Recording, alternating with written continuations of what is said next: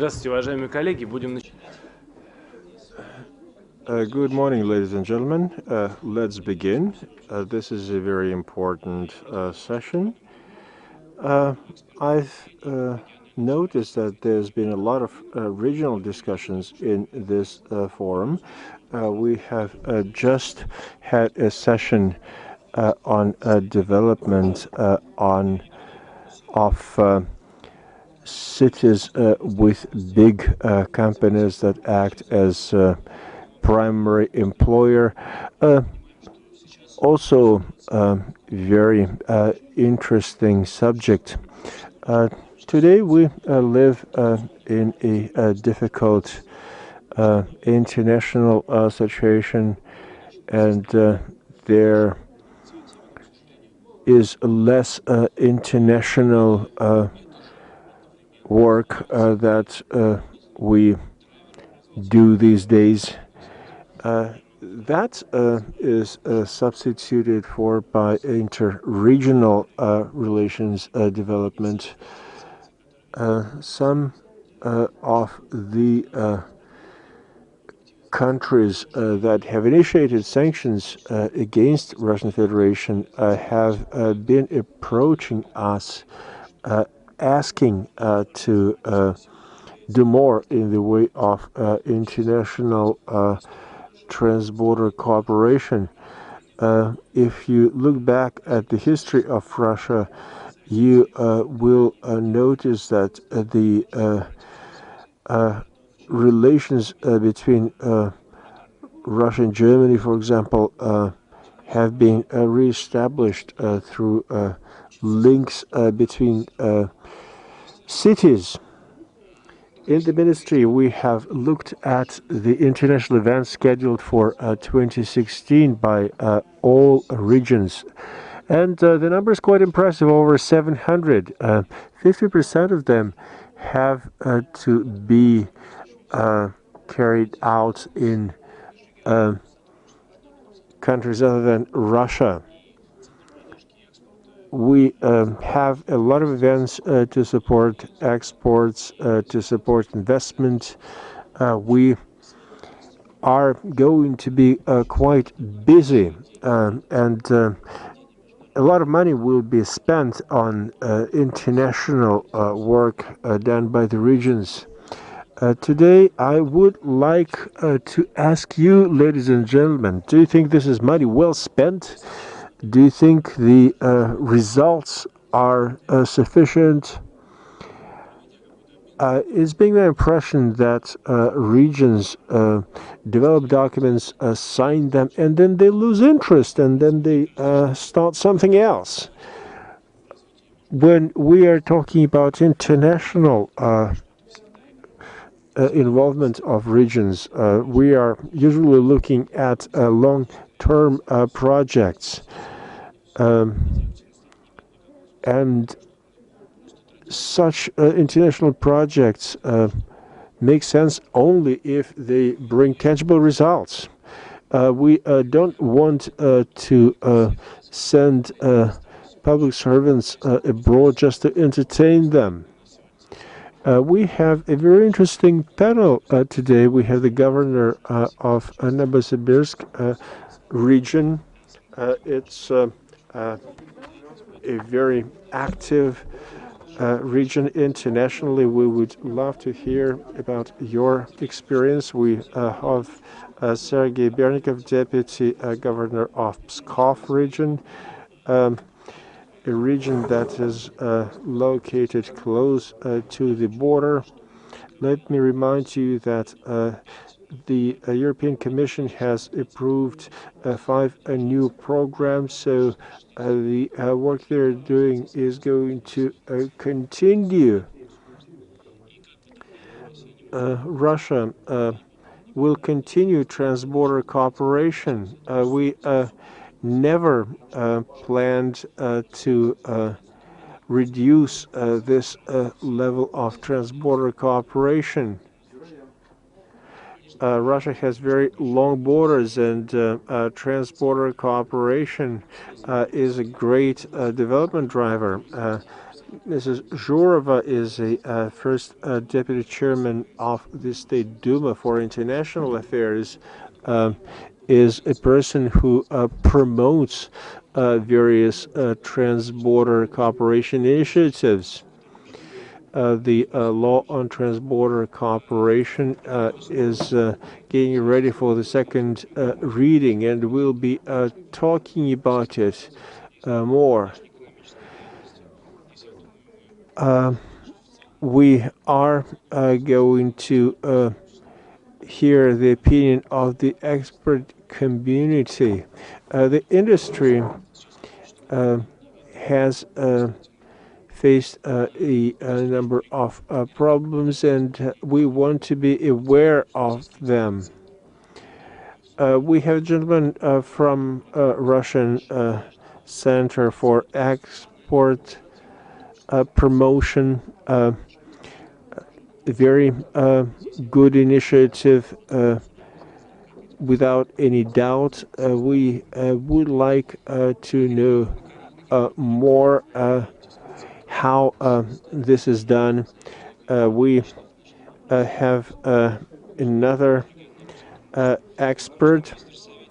We have a gentleman from China, Mr. Zhang Di, minister and an advisor on trade and economic issues.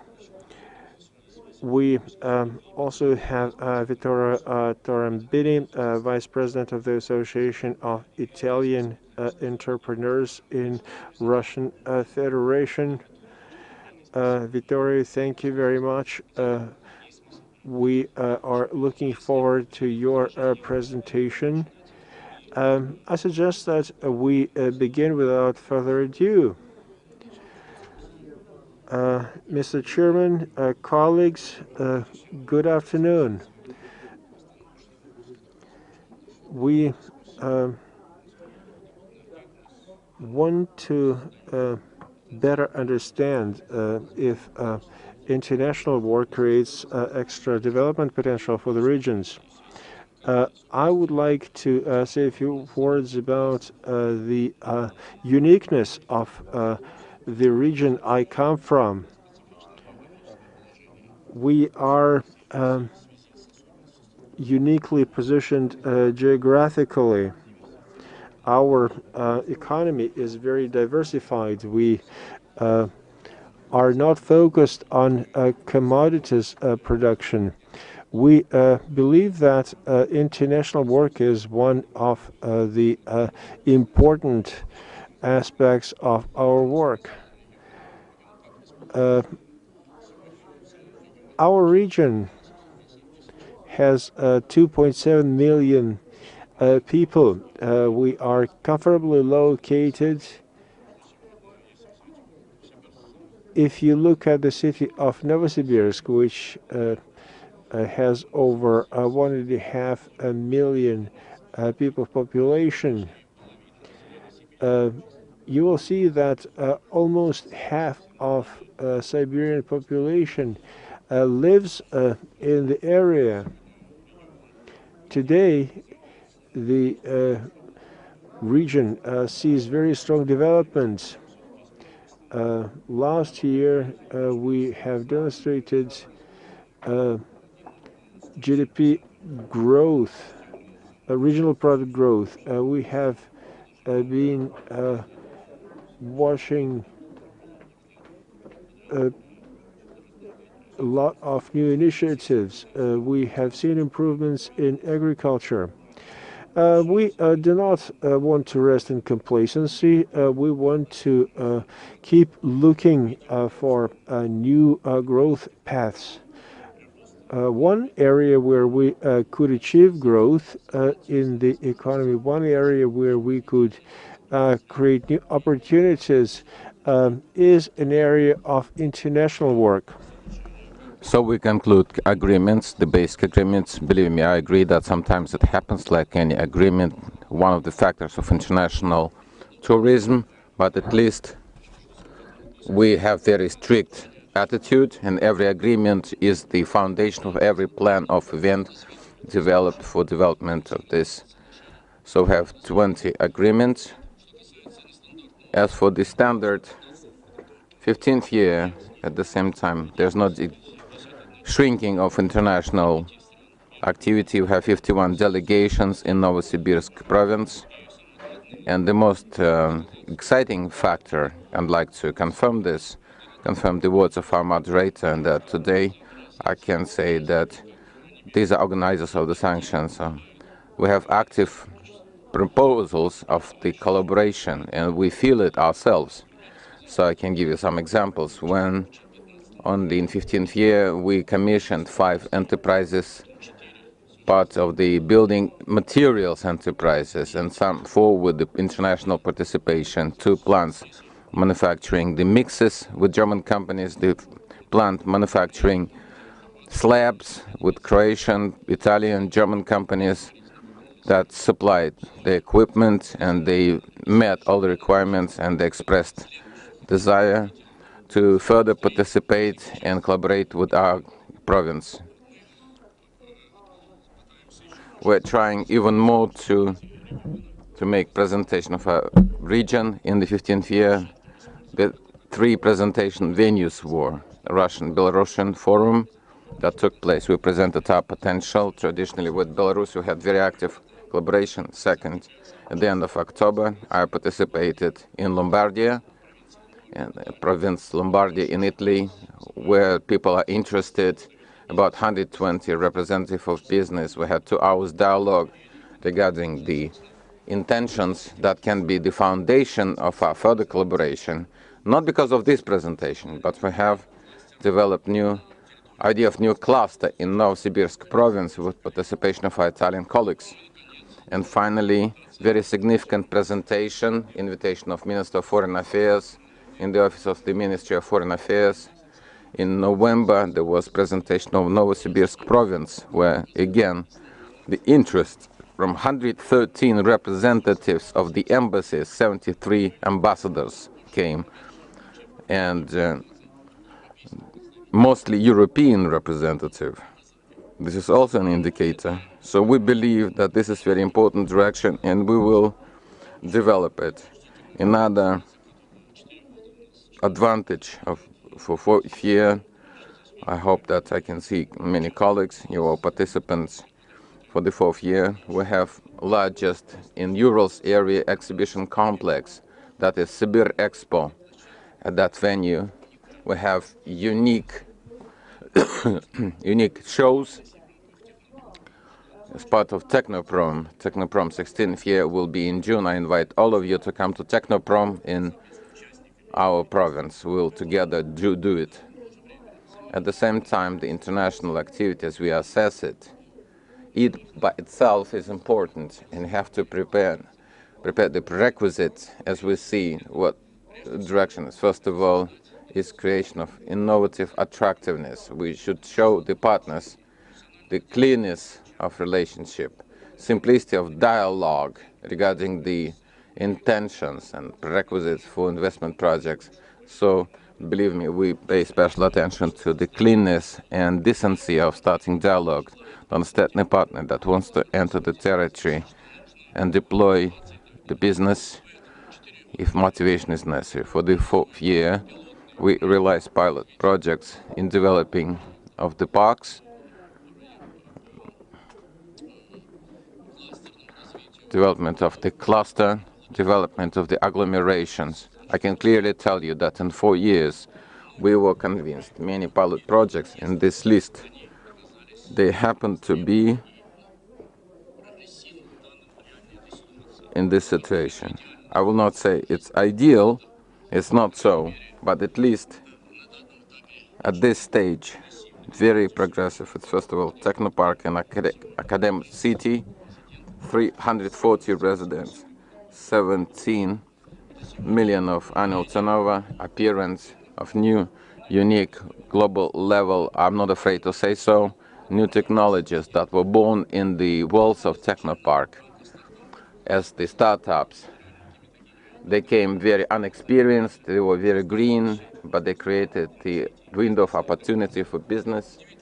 amazing example of development of medical technopark. You know that in Novosibirsk, the first medical technopark was in Novosibirsk, and unique opportunity. Were convinced in 2.5 years that from idea, scientific idea, all the way to implementation, to goods and services, all of this is the subject of dialogue with our foreign partners, how to offer the vision of our innovative potentials.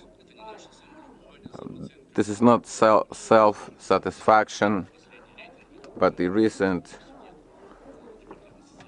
research of the Social University, we were included into top 5. With Novgorod, St. Petersburg, we have the best potential in the east of Russia. So these are prerequisites that we have, and we will continue further. Now the results of what we have achieved. Results of international collaboration at the end of the last year was the following: $2.4 billion of turnover. At the same time, with positive balance, export plus import plus 14 million. That's different from situation of the 14th year. It was minus balance. That's why geography is not only the turnover factor, $600 million in the Commonwealth. The other is the foreign countries, the indicator that these prerequisites that we create and who are our partners. I can give you just one list and it will be clear to you. Efficiency of investment policy, attractive for foreign investors. The largest companies such as Aki from Sweden, Becker, Germany, Mars, United States, Heineken, Holland, Delisa.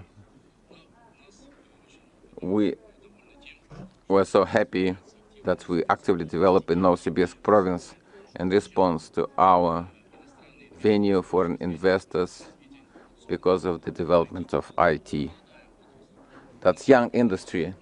However, it's growing very explosively, and what's most important, it motivates appearance of foreign investors in these advanced technologies. Those IT such as Intel, Semicron, Hewlett-Packard, Siemens, Sun Microsystems.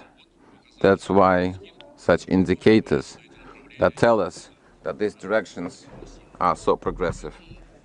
That is why answering the question, can international collaboration help to switch the region to the new degree of economic development? Let me assure you, yes. These are prerequisites, not the basic, but the prerequisite for the new economics, new stage of economical development through international relationship. What potential we see, what I would like to offer as the topic of discussion. It's first of all, we've come to new stage of development. We offer our partners to collaborate internationally, new stage of our understanding of our intentions. First of all, we finished on the 29th of December. We analyzed the results of year-and-a-half program of reindustrialization of the Novosibirsk province. Believe me, it's not just a hype, new words combination. We developed this program to make sure that we attract scientific community. This is our key trump card for us. Great Siberian science is in our hands. It's our advantage. It's business community, experts community. The year and 4 months we thought, analyzed, we understood, did not have illusions. We didn't want to fly to the space without knowing how to drive bicycle. We wanted to see what breakthrough technologies can be the basis for our region from the standpoint of scientific development, from the standpoint of demand for the industrial facility, HR capacity. At least today, more than 100 projects that are absolutely different level of technology. It's absolutely new, innovative technologies. That's why right now we develop a roadmap for every project.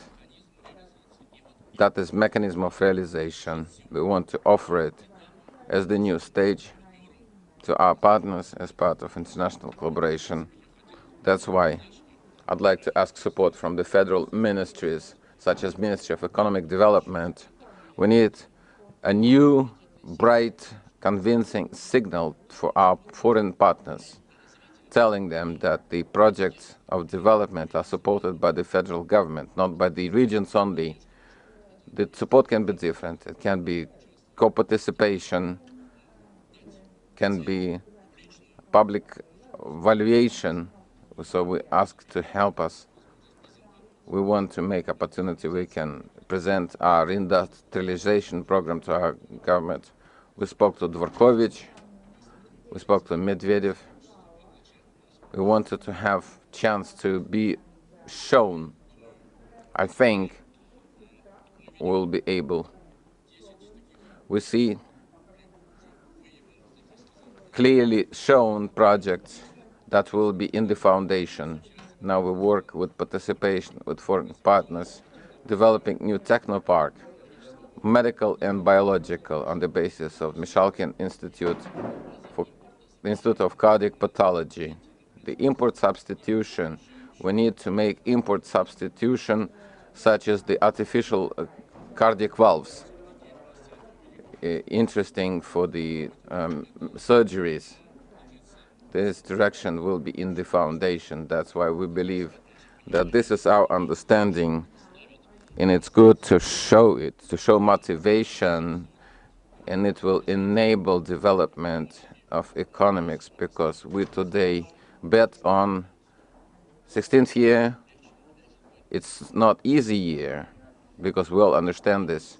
However, we set the goal to increase economics, and it can be provided by only through breakthrough technologies, not the standard technological chains, although all chains are quite advanced. That's why we believe we need to develop humanitarian areas such as Shanghai community. The Minister of Foreign Affairs suggested to have an 16th year to have working meeting of the Ministers of Foreign Affairs of the Shanghai organization. Then the youth collaboration, we're ready, our venues are ready. We can enable very efficient. Every region has specifics and capacity, and we need to assess properly, and we believe that international cooperation is a very efficient element that can help to come up with something new. Thank you very much. I'd like to have a short commentary. It's very pleasant that 2015 in Novosibirsk province showed positive balance, export and import balance. This is great. I didn't say in my introductory remarks, but there was a slide. We analyzed interrelations between international relationship and the growth of non-raw material export. Now we see 100% hit the mark situation. Those who promote the situation in the external markets, they notice non-raw material export. The promotion of the product to international markets is the one I faced when I started to work on quite popular now problem of the special economic zones. When I came and conducted first board of directors of special economic zones, we considered the budget, and I asked what costs for marketing and promotion. I was told zero. How can be? We need to sell it to the foreigners. How can we do? No. The accounting chamber will come and they will criticize us. They will criticize us for not going anywhere. We have facilities and venues we're beaten for. We built something for 10 years, and they caused quite sorry results. First of all, promotion of special economic zones is promotion into the global markets. And we have 49 provinces that have special capacity when they're close to the border. No matter what circumstances are, the international environment, we still will be neighbors. And when we started to work with the neighborhood, European Neighborhood Institute, the slogan was united by borders, not divided by borders, but united by borders. Only the moments when we have certain complications, we need to use this competitive advantage and maybe begin organized relationship through the cross-border collaboration, through the collaboration of the municipalities, through the joint projects, through the joint territorial developments of the border frontier territories. This is something difficult to destroy despite of the political conjuncture. Because of that, I'd like to ask Svetlana Zhurova, so she will present the legislators' points of view. How shall we move forward in terms of international collaboration? Thank you. Dear colleagues, this is important discussion, especially during sanctions times. Seems it's supposed to be in the opposite way, but we gather here and we update this topic, and this is no question is seen in our political position of the Russian Federation in the line that the cross-border collaboration acts as the locomotive, and it drives many things, especially having to do with the legislator. It's not only our law, but very serious international legal relationships where we are participants and we cannot be bystanders. That documents enacted in 2002, this is ratification of the cross-border collaboration documents, and the outcome of this was offered to the State Duma by my colleagues, representatives, regarding international collaboration. Number of the laws already regulate agreements and activity of our regions. It was clear it was not enough. I would even say that it's not only creation of the neighborhood belt, it's also belt of security, of which we didn't speak yet. We speak about the economic component of these agreements, but not to speak about security would be not correct. And also I'd like to make accent here, because we talk about a big border, and Alexander Vitalyevich clarified more than 40 provinces of Russian Federation have dry land border with neighboring countries.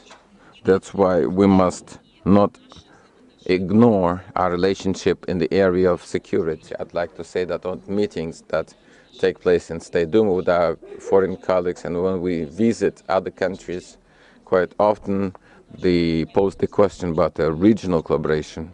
It seemingly we talk about the federal issues, we spoke about energy, we speak about security, about terrorism, and of course afterwards we start discussing our regional questions. Unquestionably, we as the parliamentary representative of our regions, I'm from Leningrad province, we have two neighboring countries. We are the conductors of our region in the area of economics and humanitarian area, and we will talk to our colleagues. We of course pose the question to our colleagues: what happened during first draft law in 2010? It requires updating because many things happened, especially sanctions, but should not focus at them only, and life goes on. It's our signal that we pay attention to them, that we don't want to stop our collaboration. Regions want this, and Vladimir Filipovich specifically told us that they never stopped for a second, not a single process in the area of collaboration. The working on draft law is very complex. It is made of many aspects, includes the participation of many ministries. In a very important meeting I participated, there was minutes of the Security Council in March of 2015. The result of this protocol, there was working group to finalize the draft law. It includes members of State Duma, Federation Council, because number of the congressmen that offered this, now they are members of the Federation Council, where they moved to, and the administration of President unquestionably is the participant, and Chamber of Commerce and Trade and the provinces interested in this draft law. Many forums take place where people exchange views, and now the draft law is ready for second hearing. It will be passed to the government for confirmation. It is clear there's Foreign Office, there's Ministry of Justice, which is in the process of, at the stage of registration of agreement, is one of the participants, because without its recommendations and agreement, such agreement will not be registered. That is reflected in the law, in the statute. I would like to talk about the statute more specifically. The new concept is being introduced that is not in Russian legislation. This is what Vladimir Filipovich said. It will help the regions because there are things that we want to do, but there is nothing in legislation. So it seems that it's not permitted. And the regions are not understood, or maybe we're not in the trend. We departed from the general concept. So this statute is for the regions to understand, first of all, that there is a certain concept and the state policy. At the same time, they should have their own policy. This compromise and Ministry of Economics poses as the state body that will consider these agreements and promote them, drive them to life. It will be a political body that will set the trend. It will determine what will be there for the Russian Federation. That took practically for 2 years. We delayed the enactment because of small nuance. Who will be authorized body? There were amendments to different statutes made at the stage of reconciliation with the government and administration of president. We found this compromise because according to statistics, according to analysis, the agreements made in the regions, mostly these are economical agreements. Only a small percentage are humanitarian, educational, in sports and culture, and other points, but mostly 90% are economical agreements. That's why when this relevant ministry was the Foreign Office, and Ministry of Economics posed initiative and asked to make such body itself. It could be violation of constitution, so we discussed for a long time together with the administration of president, and we decided that this body would be appointed by the president, considering all the nuances, and will be Ministry of Economics. And the government had the function to appoint this ministry, but this is not in power of the government, so this was arguable subject.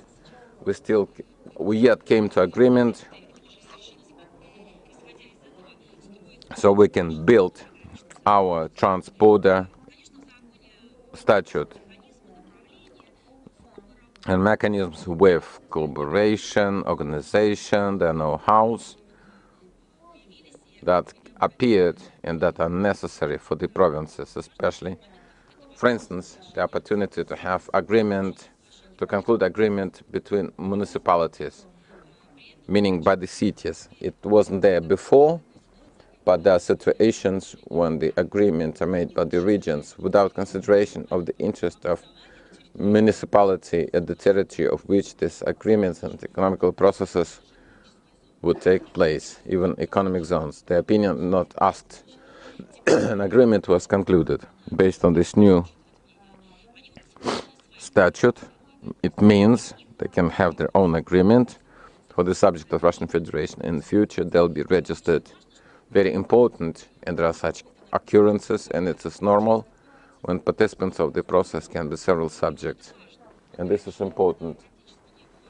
Recently, it was not permitted by legislation. Now it's regulated by our law, and such unities exist on municipal level, not only on the federal level or subjects level. Two municipal entities in different subjects of the Russian Federation can join and conclude such agreement. It's clear this will be economical agreements, and I plan in the new concept, in the new state of our economics, our non-resource directions will be tourism. It's relevant because a number of the subjects have touristic directions in the 3 or 4, including directions such as Golden Ring. This is very important for tourism, and our draft law in that sense is very relevant for adoption. And even now you can look at many amendments offered, but this work is quite routine in the State Duma. I do this trying to merge all proposals. I'm sure that the provinces will propose something else through their representatives, because every representative has the rightful legislative initiative, so it will be easier to reconcile rather than to go to the government. So this is my recommendation to the provinces that will want to make their proposals, and can be done at the level of the committees of the State Duma. And we, in turn, will reconcile with the Ministry of Economics, because it, in the process, is the key element for reconciliation. So I think interesting and exciting work is ahead of us. There are so many subjects that are interested to promote this draft law. We speak much about it. It is suspended for 6 years, so now we talk seriously about need to revive it. Much is done about it, and it will enhance our cultural, economical relationship, especially in the area of tourism. I was in the past quite serious lobbyist, I'm not afraid to say this, below, when we offered big package of amendments regarding special economic zones. I had very big hope. There were so many novelties, interesting ideas. It seemed to me that in that direction we can do a lot, including interesting topic that was results of North Caucasus. How would we know? Now we know where to go. This region has become more safer than the regions that earlier seemed to be absolutely safe. And we, in the time past, when we adopted this draft law, we were told, why do you do it? Who will go to North Caucasus? Nobody knows where people travel. This topic seemed to be not so relevant now. Now we understand that it comes to the avant stage. We understand that in the area of international tourism, our draft law will be helpful. That's why economic zones as the instrument are very important for the Russian Federation, for everything that we will be talking about today. What is also important, Alexander Vitalyevich said that control is important. In the draft law, there's provision for the control and reporting. It will be done annually, according to the federal legislation. No one will be relieved. It's necessary to do now. This is an important moment because many agreements are put on the table and become forgotten. Thank you very much. I'd like to tell you, before all these people, thank you for working on this draft law. It's very precious to me because I was in the Ministry of the Regional Development and we were working on this draft law. As you properly said, it was suspended. I was so desperate seeing that it is suspended. It was because of the Council of Europe requirement. Thank you very much. As for development for our territory, situation is this. Today, touristic routes switch to the trips to North Caucasus. I go to North Caucasus, to Arkiz area, to ski. Maybe there are not so many paths. It's not worse than French resorts in the mountains. So I'm sure that if we don't forget about this and continue doing this, the potential for development is huge.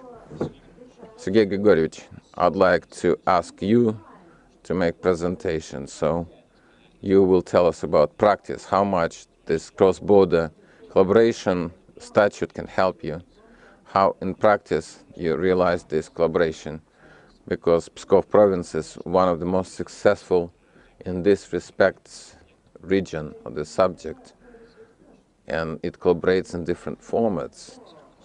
Thank you very much. Good afternoon, dear members of Forum. First of all, I'd like to express my thanks to the Ministry of Economical Development for invitation to speak here and tell us about our experience, this assessment of the results that we were able to achieve. And first of all, I'd like to support the discussion regarding international collaboration. It's a serious instrument for majority of the regions of Russia that is intended for activization and development not only economical sphere, but also social sphere. In my presentation, I'd like to mention social projects that we were able to realize during last years. First of all, just a few words about our subject. It's not so popular as the ones mentioned today, but we're the only subject that really borders with 3 countries, 2 countries of European Union and Belarus, the subject that has very good transport accessibility. We have number 2 position in automotive road density, customs infrastructure, 11 customs checkpoints, 6 logistic parks, 10 temporary storage warehouses. We're active participants of the Green Corridor of Customs. You can see the key industries where we realize our foreign investments of our foreign 10 interregional agreements and more than 60 intermunicipal agreements. This is the level of which properly was mentioned today, that in our view must be paid attention to, and we offer the most close collaboration in the frontier regions because they have historical character, like our region has historical characters. For external collaboration, you can see the structure of foreign investments in our region is quite diversified. This is industry, trade, and transport logistics. You can see the countries with whom we collaborate. Geography is quite broad. It has to do not only with Europe, although we are on the border with Europe, the trading relationship with more than 100 countries. We have 188 companies with foreign partners. There are over 400 trading organizations that have international operations. Now, this is a chart that shows you some projects, international projects that we have accomplished. They have to do with infrastructure development, with sustainable development, and general economic projects. These projects include some really major big projects and some smaller scale projects. We try to actively involve SMBs in international cooperation. We are very focused on development of small and medium-sized businesses, and we are happy to see active development of this sector. This is important for economic development of the region, and it also helps create strong long-term links and relationships between us and our neighbors. Sustainable development projects are one of our priorities. We are very close to the Baltic states, and sustainable development plays a big role not only for us but for them as well. It is essential that a project is mutually beneficial, otherwise it's not going to work. Infrastructure projects are the blood of our system, and we are very focused on them. We are trying to implement energy efficiency programs like they do in many other countries. This is a very good trend that we very much like. In the way of social cooperation, we do several things. We have projects together with international universities. We have cooperation with European universities. We train our faculty and professors in a number of international universities. That certainly improves their language skills, that improves their professional level. We also have programs for some groups of people who are in a difficult situation. We have healthcare projects. This is something that Svetlana has mentioned. We also do quite a bit to develop tourism. International cooperation is one of the main priorities. It's always high on our agenda. Over 50% of municipalities in the region are involved in some international programs. 40 partner organizations actively work internationally. We have done 25 major projects, and 70% of them are infrastructure projects.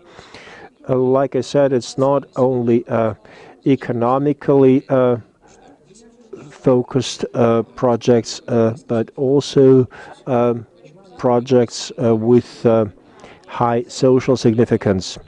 This is great for development of trade. This is great for raising international awareness of the opportunities which exist in our region. We see growing volume of tourists visiting our region. We have plans for the years to come. We actively participate in a number of trans-border programs. They are economic, social, healthcare projects. We will do that at different levels. We have an interesting project that would help us develop the transportation system. For 3 years, we have worked actively together with partners from Singapore. We have launched this project a while ago, and now we have several international companies who act as local residents. And of course, the sustainable development theme is important for any region, and we stay committed to such projects. I fully support what has been said about the extra policies that we would like to see at the federal level. We support the initiatives associated with draft law on trans-border cooperation. We feel the need for this law.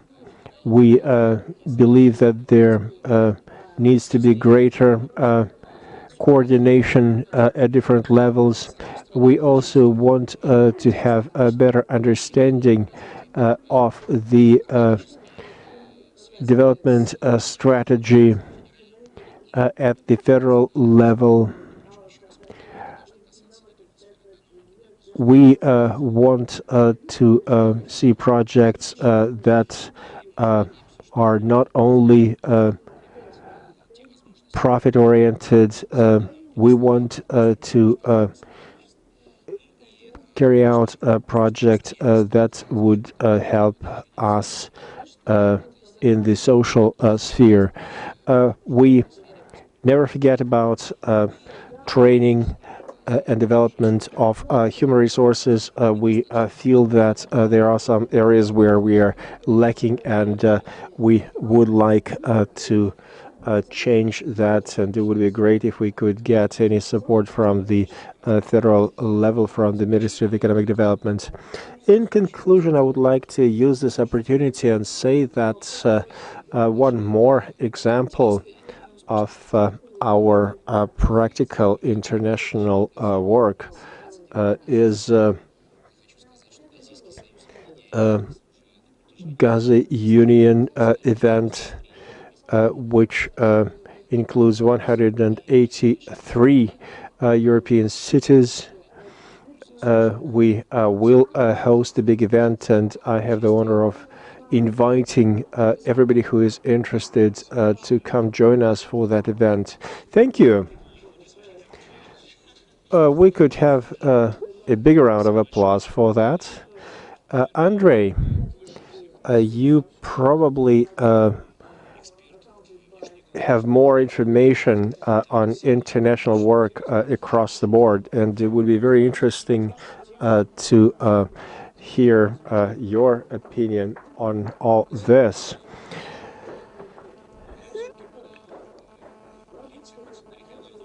I'm going to focus on the regions. In 2015, together with the Ministry of Economic Development, we launched a study of export support programs. Very much has been done in this domain in the last 2 or 3 years. The bar is set quite high.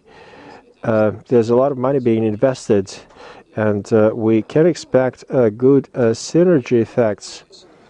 We should not have a situation when there are rules, procedures, and mechanisms in place. There is funding, but there is no link between the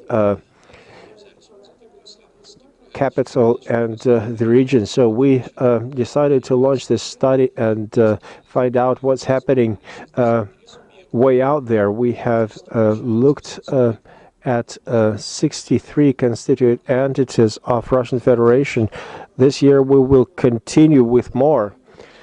We plan to do a number of field surveys. We will send our people to the field so that we can get a better vision of the local business support programs. In 80% of the regions that we looked at take quite active steps to support local exports. We have looked at 4 parameters: regional legislation for foreign trade and exports support. 2, availability of regional infrastructure and availability of export support mechanisms. 3, the level of coordination of export supports and federal priorities. And the 4th criteria is the regional policy aimed at raising export potential of a region. There's a lot of new industrial projects, knowledge-intensive, technology-intensive, many joint ventures. We are looking at all these criterion, and we use a scoring method which allowed us to come up with a list of most advanced regions, which shows us where export support programs work better. Chuvash Republic, Krasnodarsk region, Krasnoyarsk region, Novosibirsk, Pskov, Rostov, Tver, and Moscow regions show the best results. I have listed them in the alphabetical order. We are going to continue this study and take it to the end this year. There are 6 regions that have scored really low. Khakassia and Chechen Republic, Kursk region, Lipetsk region, and Sakhalin region are amongst those. We are still in the intermediate phase of this survey. We want to do many more interviews. We already see that regions have become more active internationally, following the example from the center. We have seen quite a number of success stories, which, by the way, was one of the objectives of our study. We wanted to identify the best practices, and then we want to scale them out. We are going to use the capabilities of the local chamber of industry and trade and other organizations. We can use a Novosibirsk region as an example.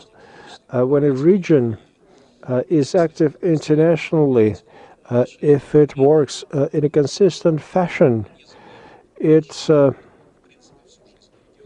really becomes a highlight of regional life. And many of international projects are not obvious at all. In Novosibirsk, we have become very actively involved with the local transportation university. The railways department, they work very hard designing new railways routes. This should help better use the transit potential of the region. This is what the Chinese colleagues are doing. This is what colleagues from other countries are doing quite actively as well. We have been very seriously involved in the production of timber. This is what I essentially wanted to say in the first part of my presentation. If we can, we are going to summarize our presentation, and we will share our conclusions and send them out to regions. We must bring people's attention to the fact that international work has its own system of evaluation. There is a roadmap for support of exports, and we believe that regions should bear more responsibility for this. Today, we do not have that many sources of funding for development. If we can develop non-commodity exports, this would be great. I'm sure the federal government is going to support the opportunities that exist. We want to use our formula-based approach to export support. The law on facilitation of exports is complemented with practical guidelines. We in the expert community look at two performance indicators. At federal level, we look at non-commodity exports, and we're not just looking at volumes, we are interested in dynamics. This is what people use most often. We have federal level requirements. We see that the number of exporters is growing. Non-commodity exports include so many different things. And the development of such exports could go at a very high rate. All of this can be multiplied by the factor of satisfaction that we can identify. Such reviews have become very popular centrally and at the regional level.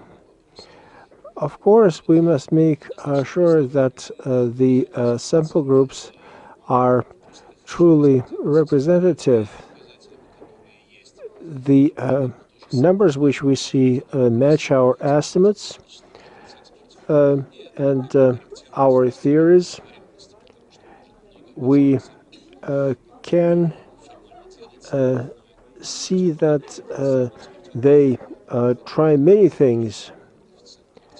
So it's important to keep all parties involved satisfied. We know that Russia has been opening many new export houses in different parts of the world. We believe it's very appropriate. We would like to have a network of trade houses that could actively support this type of trade. We had quite a lot of experience in this in the Soviet time, but all of that is gone. We have sent our proposals to the Ministry of Economic Development. We want to see more trade houses created. We know of the very positive experience in the Komi Republic, and we know that the need is very strong. One final point to support exports. It's important to do consistent marketing campaigns. We have recently done a lecture on the operation of the federal export support system. Amazingly, in one hall there was the group of managers, and there was an integration support center. I'm saying this to stress the fact that there are very many capabilities, and most people are simply unaware of all those opportunities. They've been around for some time. We should promote the services and the goods that Russia exports. In conclusion, let me say that the changes at a regional level are quite significant. People invest money, people invest their time and effort. Regions understand that exports play a very big role for their economies. We have had presentations from heads of two regions, and they have proven this statement more than once. Okay, this completes the first time of the first part of the panel discussion. Not everybody stayed with us to the end, but I assure you that we are going to talk about more specific, more relevant regional opportunities and projects.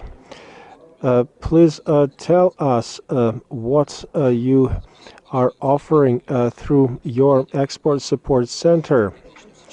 Let me start with a few obvious things. Now is a great time for exports. Any region can benefit from exports, can get a new level of sustainability. It's a wonderful opportunity to counter the troubles brought about by the macroeconomic situation. This time, however, is not going to stay forever, so we have to use the opportunities while they last. I agree with what Andrei Nikolaevich said. Today, exports are no longer the privilege of a few regions producing commodities. We know from statistics that about 65% of non-commodity exports come from Russian regions. About 85% of export-oriented companies are located in the regions. So the bulk of exports is staying in the regions. Today, regional authorities understand this quite well. When Andrei made his presentation, I paid attention to the fact that they are making very big efforts to create different organizations and agencies in the regions to support exporters. But many of them disregard that.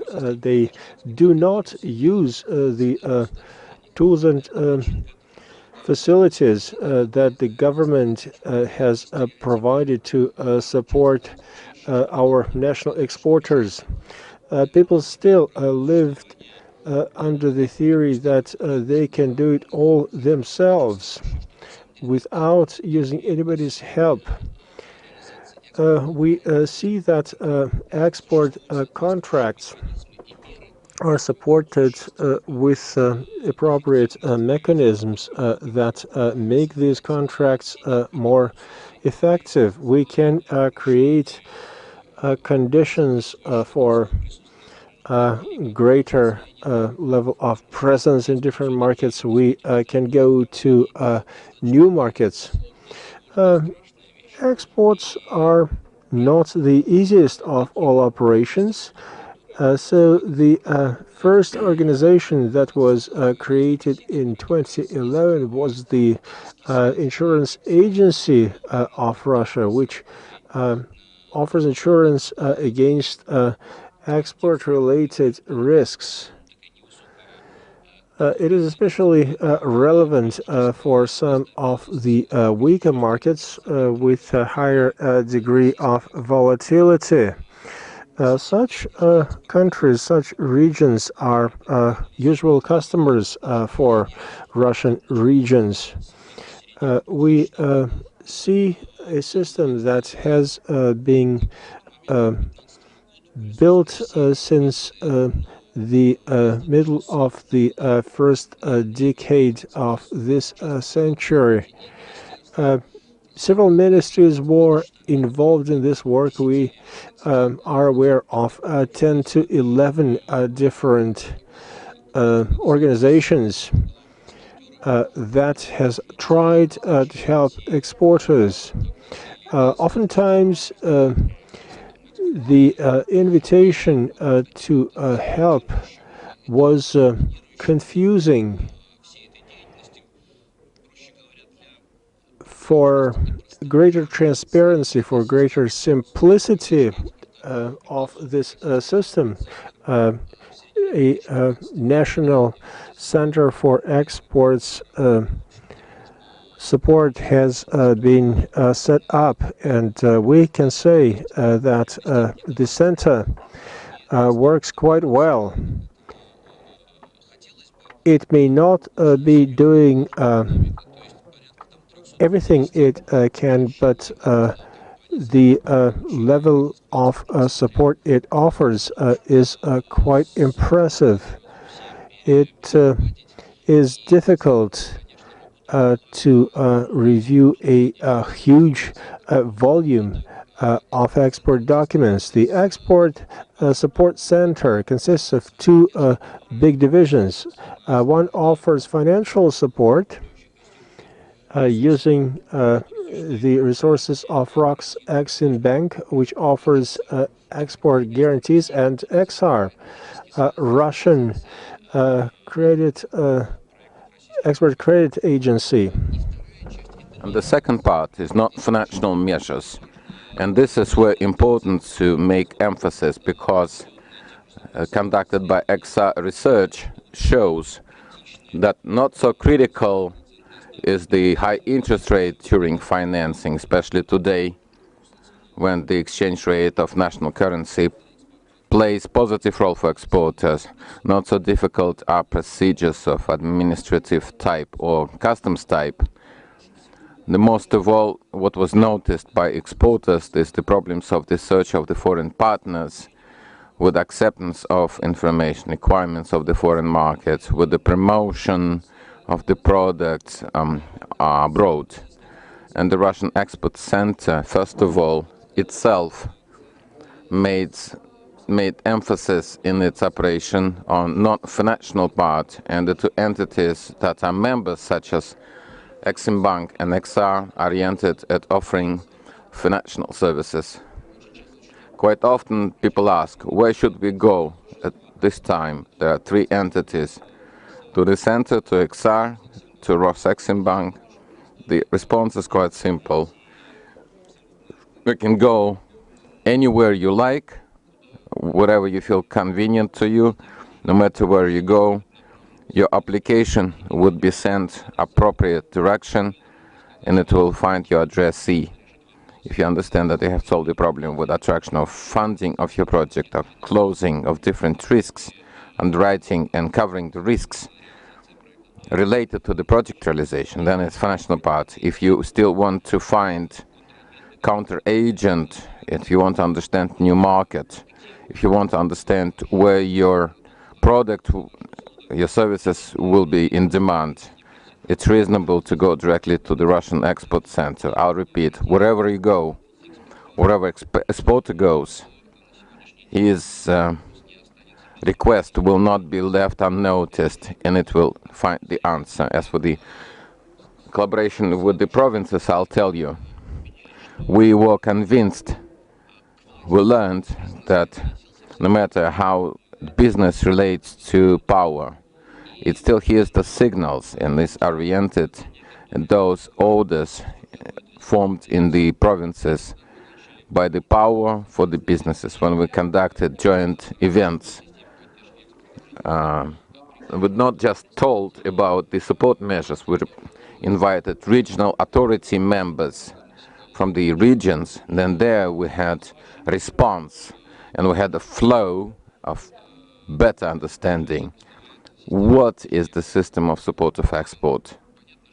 It is obvious that we also work in formal zones. That is, we work on the basis of relevant agreements with the provinces.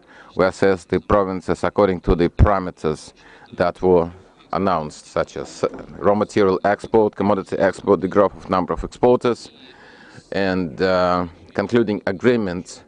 The key factor was not just the fact of concluding agreement, but the plan of measures helping to promote the measures in different provinces.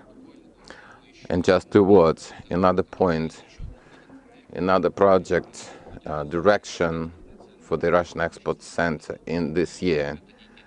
This is the educational project that will be focused at carrying out a number of seminars in the provinces for the exporters themselves and also for the infrastructure of support of export. Since presence of representative of Russian Export Center in the provinces practically unnoticeable, the members of Vnesheconombank and the XR representative in Vladivostok. But first of all, we work through already created infrastructure of support of export in the provinces. That's the center of support of export created by the regional ministries of economical development. There's a regional territorial Ministry of Industry and Trade subsidiaries, and the Oporas and Chamber of Commerce and Trade affiliates. But we hear not enough specialists in Pskov province. We receive confirmation to this. The preparation of the specialists is the goal of our educational projects. In March, it starts. This is a serious program. We prepared for a long time. We selected 2 pilot regions such as St. Pete and Kaliningrad, together with Ministry of Industry and Trade. We make together pilot project. In spring, we'll have educational portal where you can collect all necessary information and in any way oriented at export living in the provinces. First of all, unquestionably, we need support of the regional authorities. As for the benefit of export, the members of the regions told you, so it was stated already. Alexei, thank you. Interesting question. It's already a year, half year. Other success stories, such as entrepreneur N from so-and-so place was successful and his goods and services were successful. He went to your center and it worked out. I didn't quite get in practice if the colleagues from the subject of the federation said, think, if they're entrepreneurs, what should they do if they need financial support, if they need administrative support, if they enter foreign markets, where you should go, with what documents, what are the steps, what is the pattern? From what you said, it's quite difficult. It looks like multi-layered systems such as Vnesheconombank, XR, REDS. Seems that the colleagues that listen in the audience can get confused. And you said that you can go anywhere, but I'm convinced 100% if the entrepreneur comes to Vnesheconombank and says he needs support through the representative to go to Brazil market, he'll have a strange glance. I wanted to simplify it, worked out as usual. In my view, if we talk about step-by-step procedure, everything is simple. Practically in all regions, we have infrastructure of support of export where you can apply to look in the eye of a specialist and understand what does exporter want. If he never was in export business, if he was in export business, the most simple way is come to Russian Export Center and further receive directions from the regional manager. He can be connected to XR facility, can get assistance of Vnesheconombank. Will the trading representative office can be helping? The key requests come while searching for foreign partners. So there are 2 key points of entry: local infrastructure of support of export, as well as the Russian Export Center. When we talk about success stories, we can talk about stories of success of those companies that already have some export experience, such as companies in Czechoslovakia. They supply gaming equipment, such as the small sets of equipment. Total volume was $8,000 per month, very little.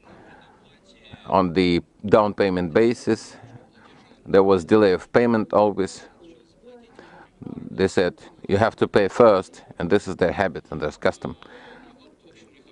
So the turnover was $8,000 per month. When we talked to them about details, the company immediately, they worked for Germany and Estonia, and they had experience with Belarus and other Western Europe countries such as Poland. From $8,000 in a year, they reached the volume of export contracts up to $200,000. So this is a success story of a small company. The big company success stories such as Rosselmash. This is a serious enhancement in the 15th year of its position in the markets of the Commonwealth, first of all in Kazakhstan. Uzbekistan supplies of the agricultural machinery because company was able to provide delay of payment on their shipments, supplies, and they could run ahead of the competitors from the other countries. In principle, I can tell you about big number of the success. If we talk about numbers, well, the success story of Export Center is based on results of activity of XR. That is about $11 billion of the support, more than 300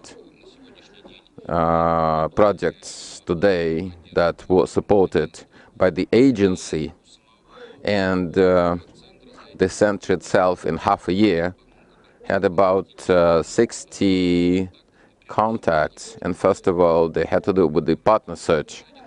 The partners were found, and there were certain points of settling customs clearance procedures. But mostly this part is talking about non-financial part. Irina Anatolievna, I'd like to give the floor to you. You talk about Northwest and cross-border and transnational collaboration with the European Union. I know there's a success story. The only thing I wanted to ask you, we're so time limited, you have just 7 minutes. When I was preparing to this discussion, I looked at the items and the questions, and I selected practically 2 of those. Development of mechanism of interregional collaboration of public, commercial, and state institutions, and cross-border collaboration avenues. This is where I elaborate. I'll be talking about collaboration in the region of Baltic Sea and participation in this collaboration of the regions of the northwest of Russian Federation.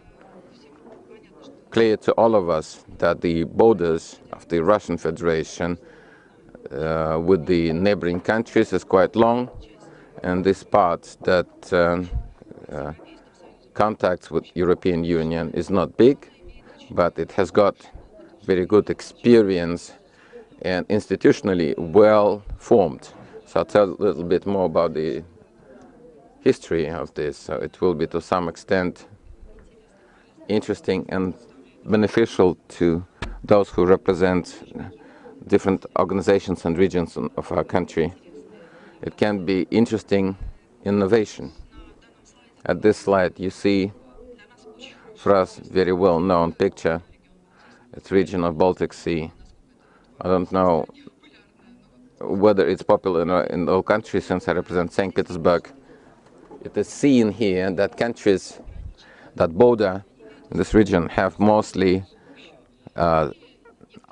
sea border, and the land borders has advantages because in this collaboration regions can participate that don't have dry land borders, but St. Petersburg can collaborate with Denmark because of the sea border. I'd like to say this region has got its history very explosive. In this region, not always we had cooperation. It was fight for the market.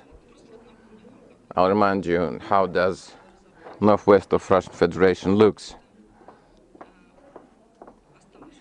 So we can keep it, and further I'll go not so deeply into the history, but it's more than 20 years ago. This organization, maybe it is known, used to be known VASAP 2010. It's a vision of the future and the strategy of Baltic Sea. This is first experience factually of general recognition of the region of the Baltic Sea by the countries which border through the Baltic Sea together. And the VASAP name is just the acronym, it's the vision of the picture of the future and strategy in the region of the Baltic Sea. It's very loose acronym. However, this was very recognizable brand, and there was also 2010 edition. What was interesting when this organization was created, that was the goal was set to see the spatial development of Baltic Sea area, and preparation of the first document by this organization. It was a certain document published in 1994 where participated national bodies, regional bodies, and experts. They prepared a document presenting analysis of existing situation, analysis of the problems and the ways of resolution, and it was named the vision of the picture of the future in the regions of Baltic Sea. And this document was put in the basis of the program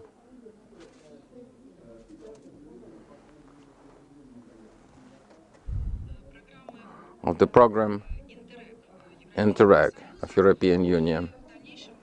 And further on, it was used during preparation of strategic goals of certain regions of Russian Federation.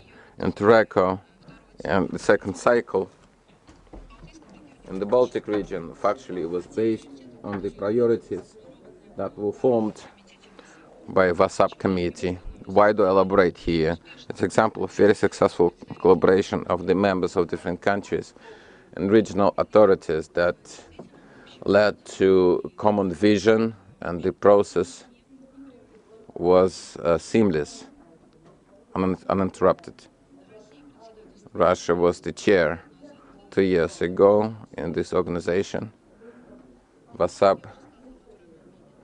I already spoke about Interreg. Now I'll be talking about the program where Russian Federation participated, I would say, very elaborately. It was a program of transnational collaboration within framework of Interreg 3. And here you can see what countries participated in this program. Please notice that some countries participated fully, such as national state, due to the size, and some, such as Norway, or rather like Germany and the Russian Federation, participated through regions. Quite interesting how Russia entered this program, since during the period of Interreg 2, participation of Russian region was fragmental, and it was invited separate experts. Projects were prepared at the VASAP committee members' initiative, but participation of Russia was non-systemic. When the program was prepared, such as Interreg 3, with this region, Russian experts and the representatives of regional bodies participated in preparation of the program documents, and the crown of this work was international seminar. We can see the slide that was conducted in 2001 in St. Petersburg. We have a certain place is quite significant for us is the country house of Kochubey. Many similar type seminars took place there. Strategic goal was to enable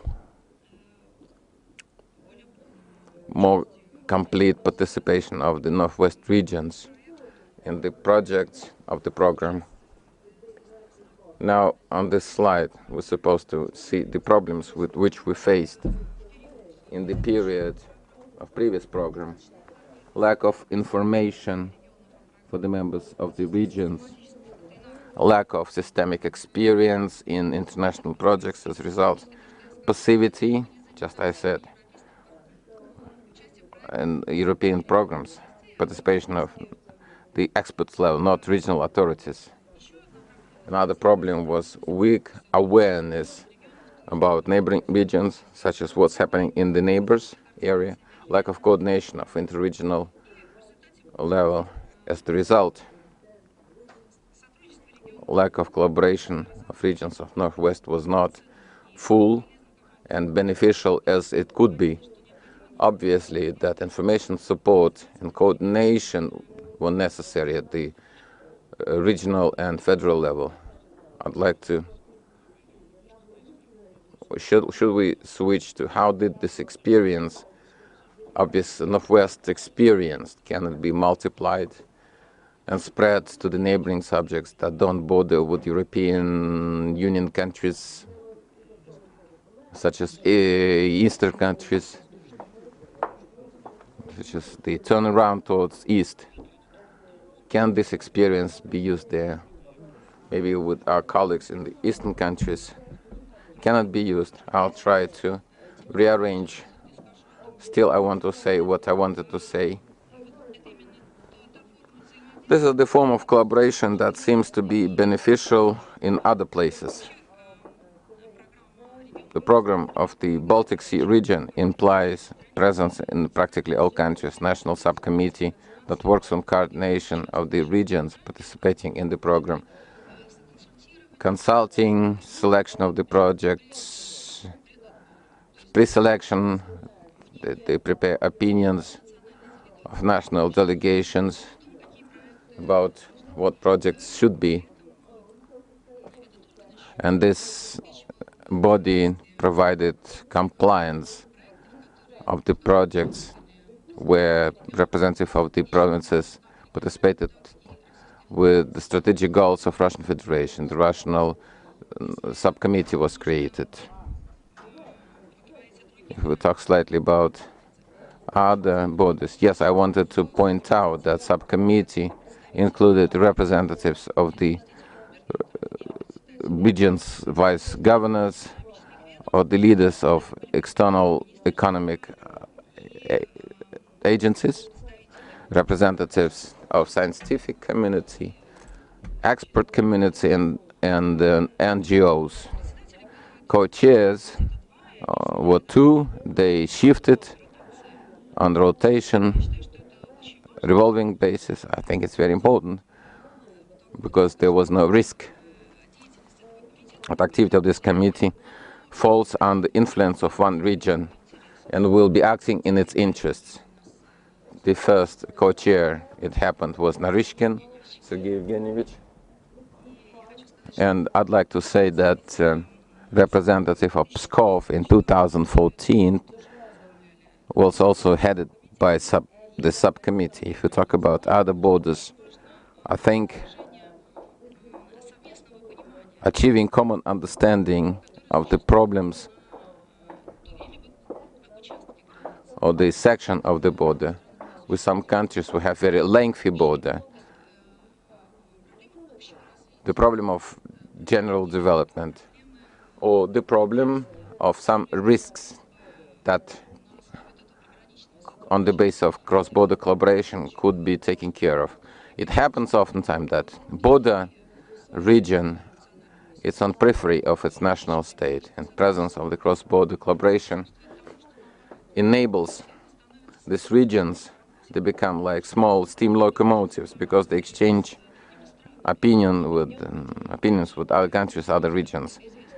Recently, experience came with the war If you walk through the country after the war, the cross-border collaboration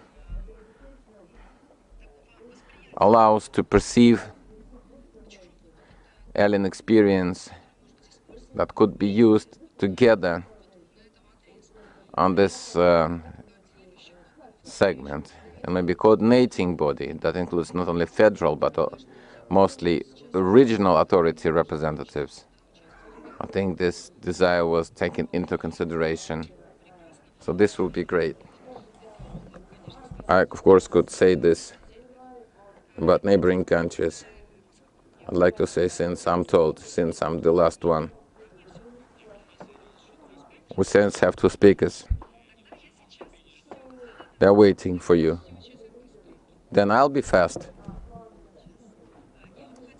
I'd like to say that if we talk about the venues of collaboration, it's not only ongoing entities such as coordination committees, or for instance, subcommittees,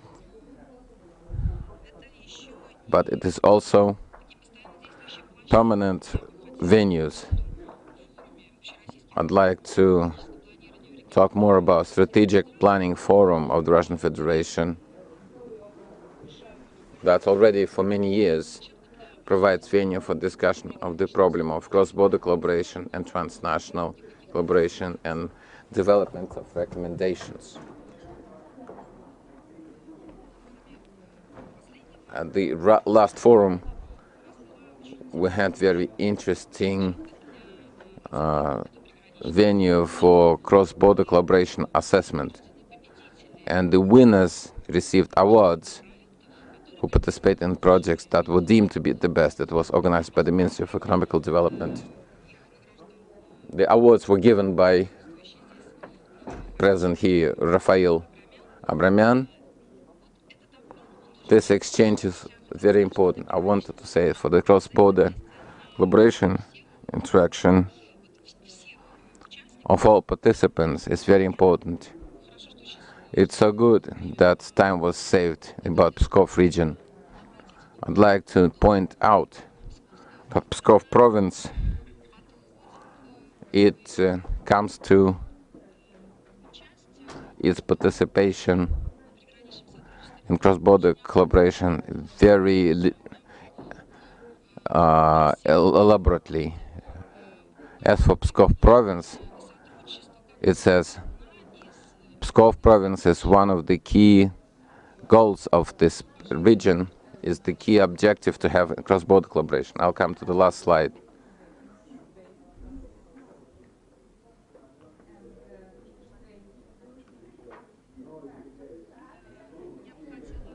I would like to show what programs of cross-border collaboration and transnational collaboration between 14th and 20th year, many are well known to many, but not all of us. I wanted to say what opportunities are opened in the future. And the last slide, it's not full presentation. Oh no, it's here. No, it's our destiny. I want to say that the recent program was without financing by the Russian Federation. I'd like to show here that when this participation was expected, you see the share of the Russian organizations, those who meant to participate in this project, in the program that starts now. I know that big number of participants in Europe and America will be interested in collaboration, and they're waiting when the second round of the application process will be opened, and hope that Russian declaration will be signed on time. Now I'm finished. Sorry, the time frame is limited. We'll need to finish fast. I'd like to give the floor to Minister Chancellor for Economics of Chinese Embassy, John D. Topic of presentation is Russian-Chinese interregional collaboration. Also, I'd like to ask if you could speak for 5 to 7 minutes.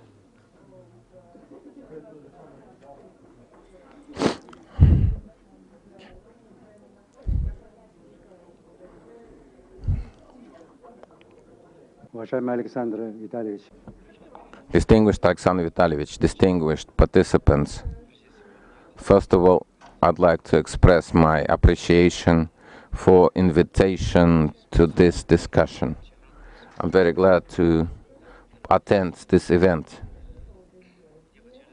I would like to say a few words about the common state of Chinese-Russian trading economical relationship, about cross-border and regional collaboration. As we know, in the last years, very well-developed Chinese-Russian trading and economical relationship and inter-regional and cross-border collaboration is very important component of our cooperation. Just recently, I very closely was listening to the presentation of our participants that were at this panel. I see that there are big differences in terms of attitude towards cross-border collaboration between Russian, northwestern border areas similar to the Chinese border located places. What I want to say, I noticed that northwest of Russia is bordering with more developed countries, and Chinese-Russian cross-border collaboration mostly is conducted from Chinese part with the northwest of China, east of China, from the Russian side, from the east. And the eastern part of Russia is comparatively less developed geography, and from the Chinese side, the same, northeast of Russia, not so well developed area.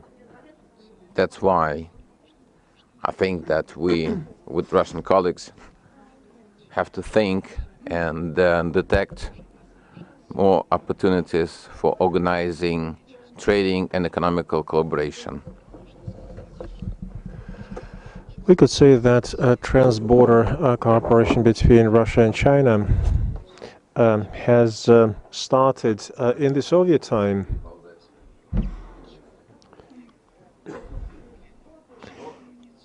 We have a very long border between Russia and China. China and the Soviet Union had periods of friendship and periods of hostility. But we've always had a common border, and we will at all times. That is our fate, to be neighbors.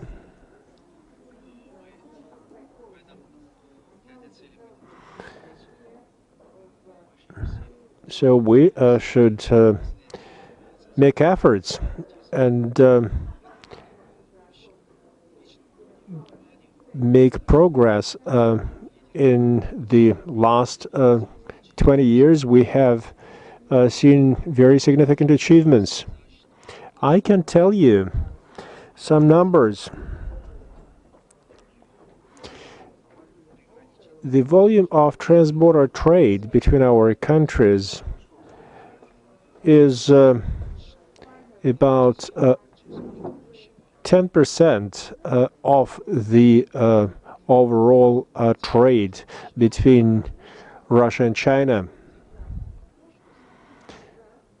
Some years it's a little more, some years it's a little less. In the last 10 years, trans-border trade volume has been growing very quickly. Last year, the volume has shrunk for fairly obvious reasons. There are global reasons. There's deterioration of economic situation in Russia, lower growth rate in Russia and in China. You are our friends, and you know that the economic situation in Russia has seen some deterioration. It has to do with a number of things: Western sanctions, lower oil prices. These things have a negative impact on our mutual trade, including transborder trade. Despite this backdrop, we have noticed that there is more and more that different regions in China and Russia do to work together. I don't want to refer to specific projects now. I know that we don't have much time left. Alexander Vitalyevich, you know very well that last year you have attended to a session of a standing working group on regional transborder cooperation.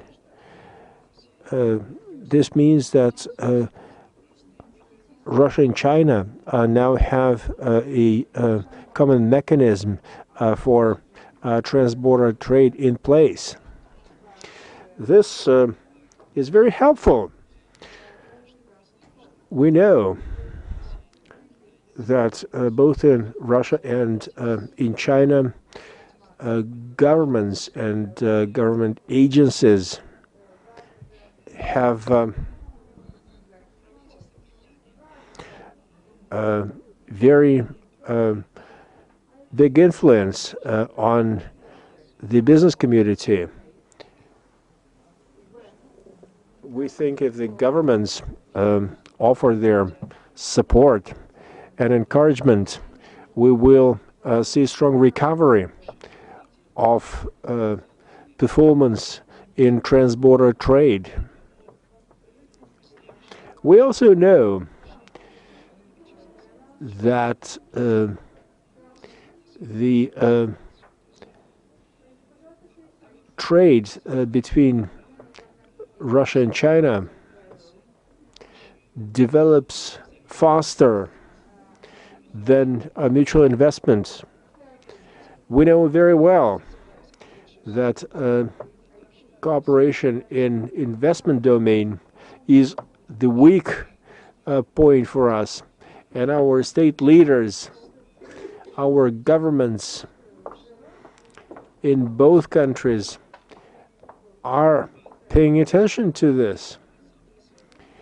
In the last 24 months, we have seen some changes. We can identify a number of success stories. One Chinese region, one city, Chunsen, has a Lifan plant. It's a car manufacturer. Now it is investing in Lipetsk area. They are planning to build a car assembly plant there. This is going to be an investment of about 300 to 400 million US dollars.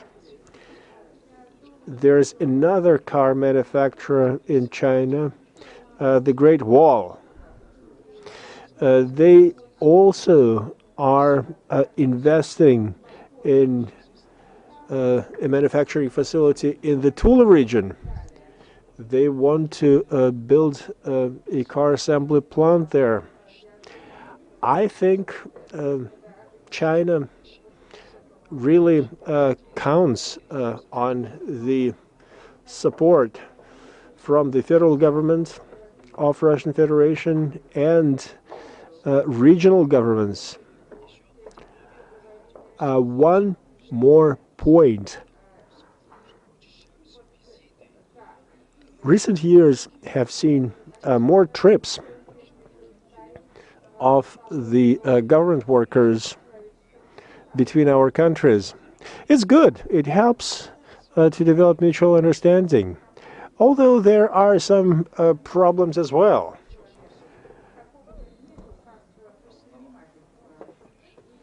After those trips where they sign MODs and contracts and agreements and this thing, the other, but then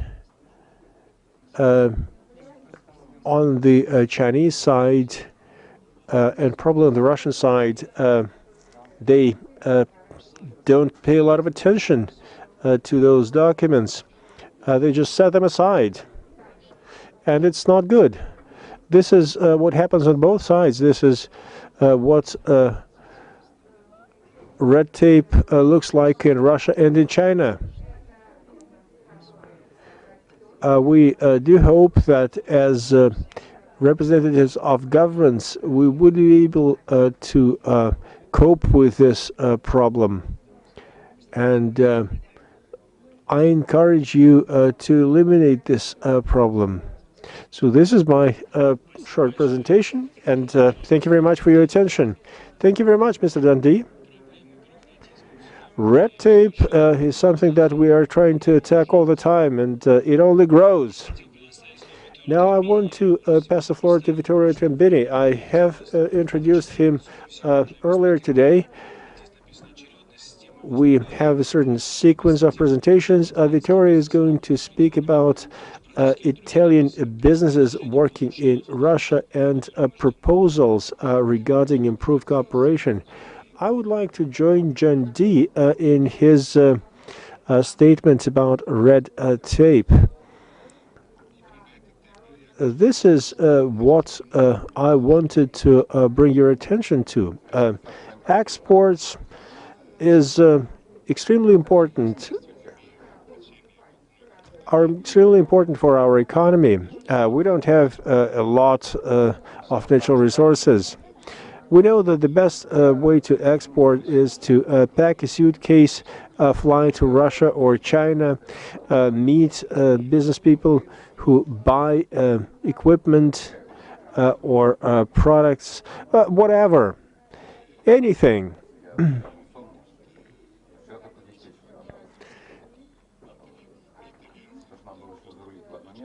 In Italy, we are very clean. We are even better than Germans.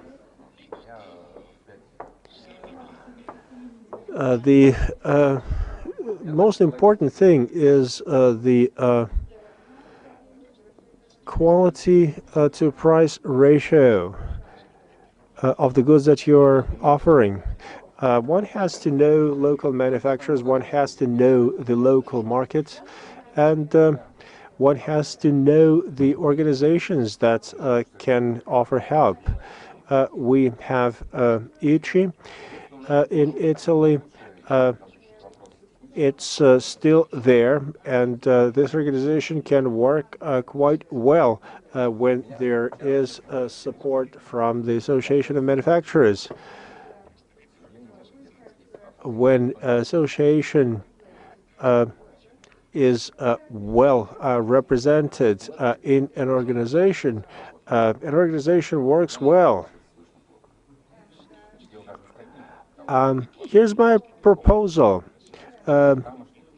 We see that the Italian companies which have operations here are the ones with the experience. They made the first step and then they made the second step. They started local production in Russia.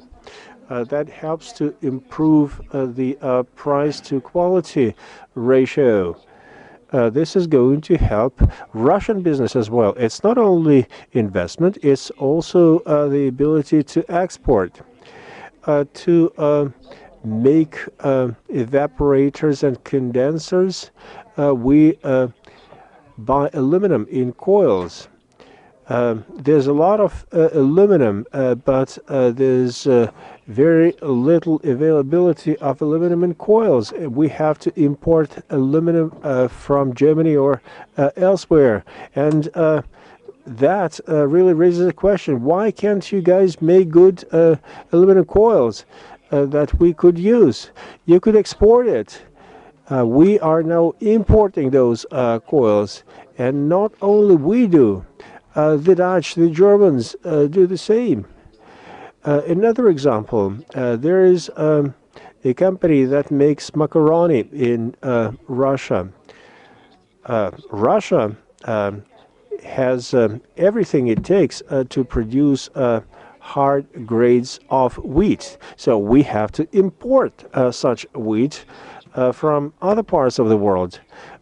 If you produce those grades of wheat here in Russia, we could export not only the grains but also the macaroni to different parts of the world. So one has to know the local market. One has to know who makes stuff and who we can sell stuff to. So this is the first experience that a regional leader should have. Regions which are good in working with the West are using their knowledge of industry. They know who makes products and they know where they can sell it. Of course, everybody needs support from investors, Russian or international. This is the most essential thing. We have heard about different studies that have been made. Let us look at this study and see who is exporting. Let's also see how much we could produce here in Russia. We could tell Italian exporters that they should come over and start production in Russia. They can first bring their products over and we would help them produce. Ashan, Liraner, Len, X5 import a lot of different products, and they would work with any investor, Russian, Italian, any at all. We believe that we don't have to study American business practices in detail. We need to focus on the Russian regions. We need to know how they operate. We have been using this approach everywhere, and it's worked for us very well. We have offices in different parts of the world. We have one in very many countries. We spend a lot of money on that. I think the most effective way of doing business is to travel to different parts of the country. I believe in personal meetings. We are thinking what companies would be best candidates for doing business in Russia. I understand that a lot of people want to do business in Lipetsk and in Novosibirsk. By the way, we have an office in Novosibirsk, and we have plans to expand it. We have a feeling that entrepreneurs can be good diplomats, and this is a good thing. We can establish good relations if we are to sign an MOU. It is going to remain just a piece of paper. This is something that people might post on their wall, but that is the best we can hope for. We are an association of Italian entrepreneurs. I think my colleagues would support the things I'm saying. We should look together where we can cooperate successfully. We could set up 5 to 6 meetings where we would focus on different industries. We have very good tools, and I think it's very important that we use them. Thank you. Thank you, Vittorio. Do we have any questions from the audience or what?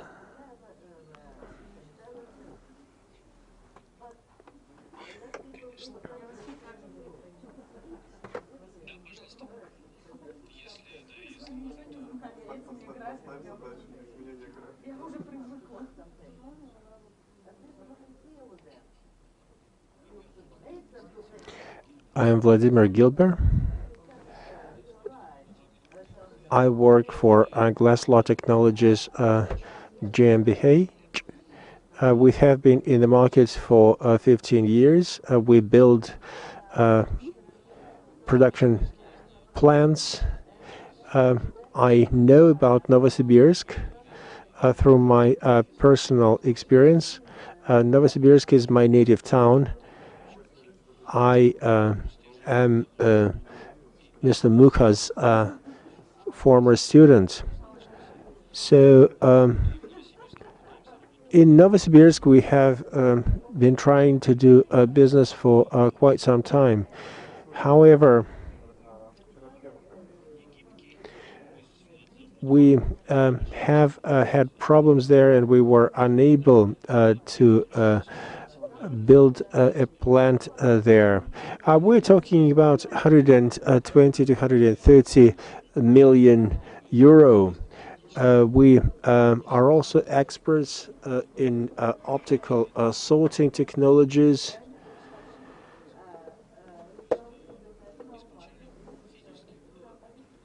Very modern technologies. We have a good partner in Novosibirsk, Ekran plant. We have Pavel Babasik, our European expert, on the ground. He is trying hard and doing his best, but he is faced with the red tape problems. We are willing to work together even despite sanctions. We can finance smaller projects under 5 million euro or bigger projects up to 120 million euro. However, we see those administrative barriers which are so high that people find it impossible to start a business. Let's say a business person comes over and he wants to start making glass. If you don't understand, I can tell you that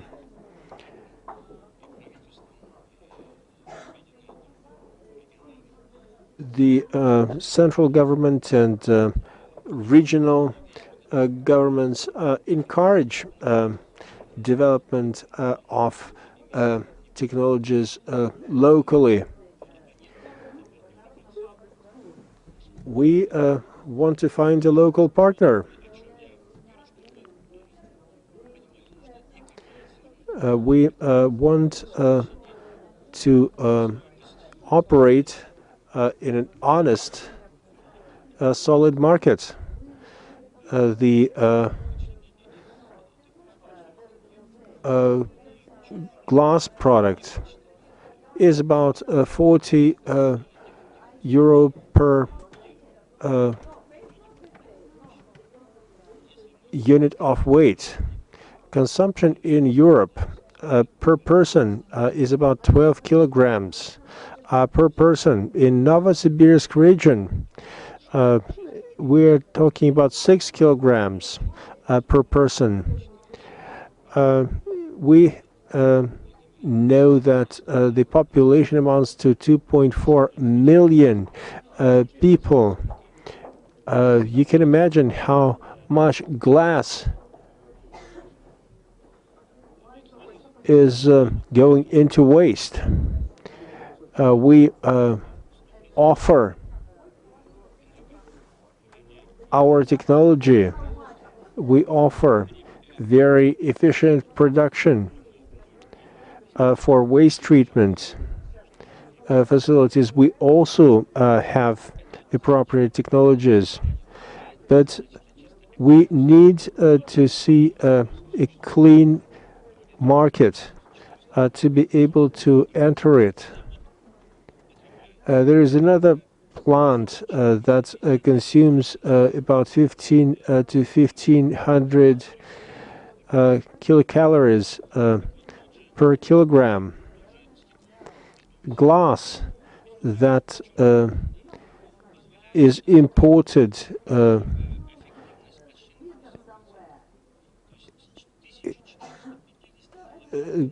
has quite high production cost, which could be cut down very significantly. This is very good in the way of sustainability. This is good for the local budget. So this is a very beneficial thing, but nothing has happened so far. I will leave you my calling cards, and I hope that we will have more meetings in Novosibirsk. We want to co-invest. We want to finance. That's all I have. Thank you. Okay, that is a solid practical proposal.